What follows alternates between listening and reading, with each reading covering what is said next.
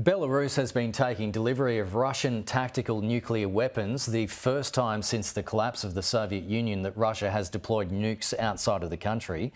What is Putin's game plan here? Well, it's hard to know. I think it really does come down to rattling nuclear sabres to try and intimidate NATO and the EU into backing down its support for Ukraine at a critical point when Ukraine is undertaking counteroffensive operations. Those counteroffensive operations are not going to be swift. They're going to be prolonged. They're going to be challenging for the Ukrainians. They're going to take losses, as we've already seen. And so the Russians are going to try and use nuclear threats, implicit and explicit, to try and intimidate the West into backing off from supporting Ukraine.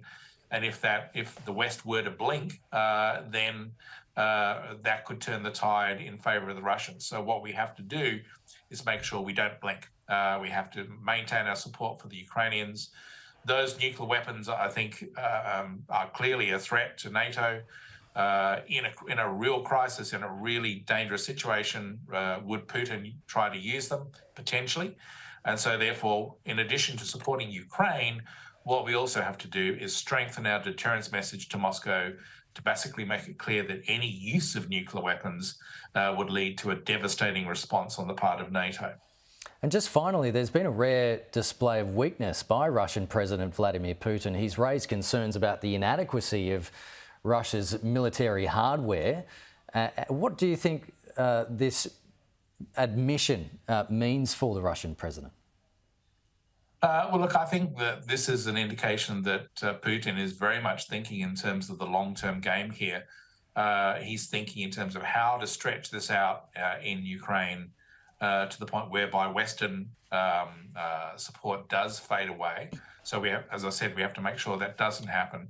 But he's also addressing some of the concerns about how to sustain this conflict into the long term. He doesn't want a short war, he wants a long war.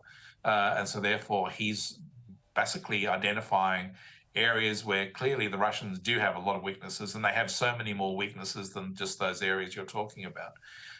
But he's identifying those areas that need to be addressed quickly in order to ensure that Russia can drag this out to the point whereby, as Putin is hoping, the West does lose support for Ukraine, and then Russia can have a chance of winning. We have to prevent that from happening at all costs.